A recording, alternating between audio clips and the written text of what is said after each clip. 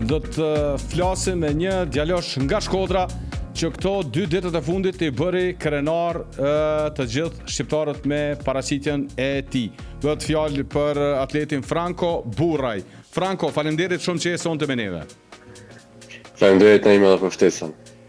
Franco, 2 ditë jashtëzakonshme, 2 gara të jashtëzakonshme për ty. Po, ne morëm pjesë në kampionatin evropian të ligës së tretë, ku ne zakonisht i japim pikë Shqipërisë për të renditur në ligën e dytë. 2 gara shumë të rëndësishme, ku gara para natyrisht ishte më mira, sepse ulën me rekordin edhe ulën në kuotën e 45 sekondave. Gjatë që realisht unë kam stërvitur për 2 vite dhe më në fund nolli.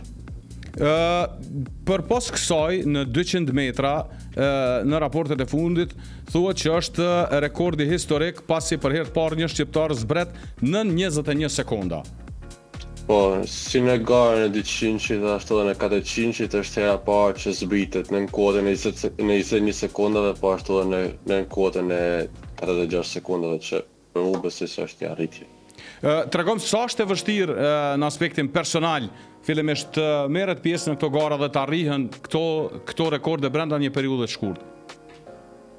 Jo, se besoj që është një periudhë e shkurtë, sepse ne kemi shumë vite që stërvitemi, edhe po thamë edhe më parë se ishim 2 vite që ne stërviteshim për të ulur në këtë kuotë. Natyrisht është vështirë sepse jemi një vend i vogël, po ashtu edhe si Shqipëria, po ashtu edhe Kosova është një vend shumë i vogël dhe nuk kemi as finansat madhe për të investuar në sport, kështu që natyrisht në bëhet edhe më vështirë. Po thyrja e rekordeve nuk është risi për ty, jo keni vendosur fillimisht paraprakisht, para se të merrni pjesë edhe në Kupën e Shqipërisë keni thyer rekordin, para se të shkonin në Evropian. Po, besoj që me këtë rekordin e fundit më bëhen pothuajse 13 rekorde që janë thyer gjatë gjithë karrierës time. Unë kam filluar që në vitin 2019 që mos e rekordin e Shqipërisë dhe natyrisht ajo më motivon më shumë, por natyrisht është edhe vështirë që të bësh stërvitje. Por natyrisht ne merremi gjithmonë bëjmë gara në jashtë vendit edhe fokusohemi që të paktën të bëjmë gara shumë të mira në këto kompeticione të rëndësishme. Sa realisht keni mbështetje, Franco? Atletika, sa ka mbështetje në Shqipëri, sa është e vështirë të ushtrohet ky sport dhe të mbahet në këto nivele? Absolutisht se është shumë e vështirë, sepse ne garojmë me shtete shumë të forta si Gjermania, Italia, dhe në rast se këto investimet janë shumë të mëdha krahasim me shtetin shqiptar. Po besoj se shteti shqiptar ka do përmirësime shumë të mëdha, shumë të rëndësishme, duke filluar nga ligji për rekordet e shpërblimit, që realisht është një hap shumë i mirë për atletet shqiptar. Po.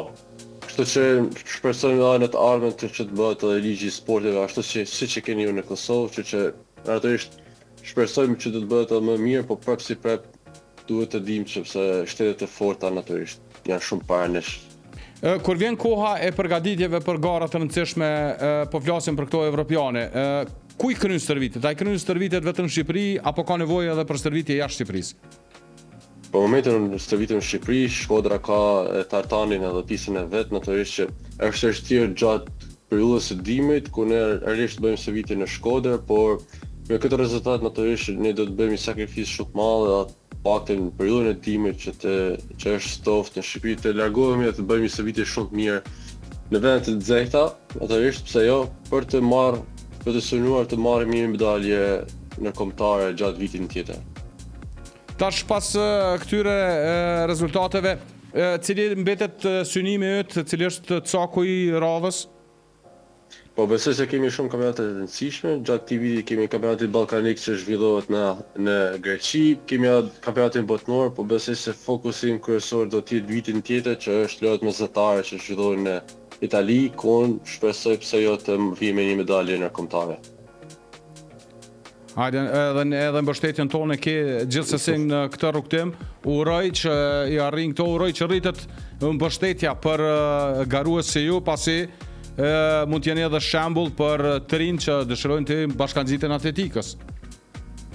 Po besoj që ne kemi pas gjatë viteve shumë atletë një në Shqipëri, si Izmir Smajne, Luiza Geka, natyrisht që kanë kënë shtetje edhe kryesore, po në momentin që ato kanë dalë kampionë Evropë na kanë dhënë një shembull se edhe me punë edhe vështirësia, pse ju me kushte të barabarta mund të arrish të bësh edhe kampion Evropë. falenderoj shumë Franco për të mos marrë kohë më shumë. Ishte kënaqësi që ishim bashkë sonte në emision dhe të falenderoj shumë. Falenderoj edhe një herë Naim, ditën e mirë.